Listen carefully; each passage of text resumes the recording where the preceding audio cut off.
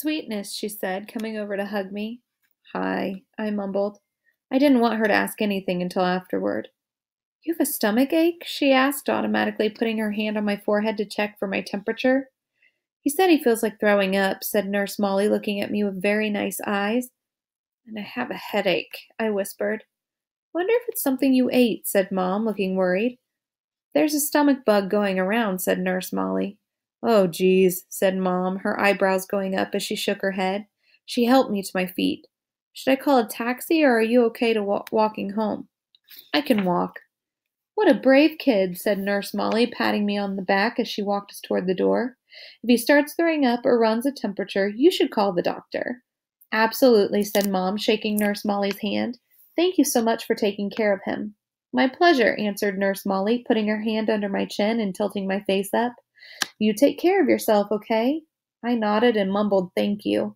Mom and I hug-walked the whole way home. I didn't tell her anything about what had happened, and later when she asked me if I felt well enough to go trick-or-treating after school, I said no. This worried her since she knew how much I usually loved trick-or-treating. I heard her say to Dad on the phone, he doesn't even have the energy to go trick-or-treating. No fever at all. Well, I will if he doesn't feel better by tomorrow. I know, poor thing. Imagine his missing Halloween. I got out of going to school the next day, too, which was Friday, so I had the whole weekend to think about everything.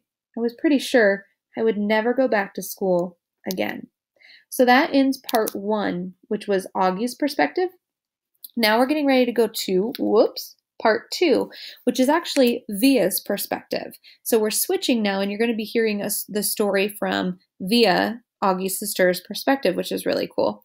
And this says, far above the world, planet Earth is blue, and there's nothing I can do. David Bowie, Space Oddity. A tour of the galaxy. August is the sun. Me and Mom and Dad are planets orbiting the sun. The rest of our family and friends are asteroids and comets floating around the planets, orbiting the sun. The only celestial body that doesn't orbit August, the sun, is Daisy, the dog, and that's only because to her little doggy eyes, August's face doesn't look very different from any other human's face. To Daisy, all our faces look alike, as flat and pale as the moon. I'm used to the way this universe works. I've never minded it because it's all I've ever known. I've always understood that August is special and has special needs. If I was playing too loudly and he was trying to take a nap, I knew I would have to play something else because he needed his rest after some procedure or other had left him weak and in pain. If I wanted Mom and Dad to watch me play soccer, I knew that 9 out of 10 times they'd miss it because they were busy shuttling August to speech therapy or physical therapy or a new specialist or a surgery. Mom and Dad would always say I was the most understanding little girl in the world. I don't know about that, just that I understood there was no point in complaining. I've seen August after his surgeries, his little face bandaged up and swollen, his tiny body full of IVs and tubes to keep him alive.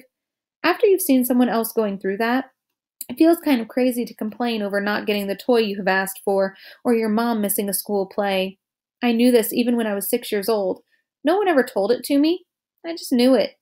So I've gotten used to not complaining, and I've gotten used to not bothering Mom and Dad with little stuff. I've gotten used to figuring things out on my own.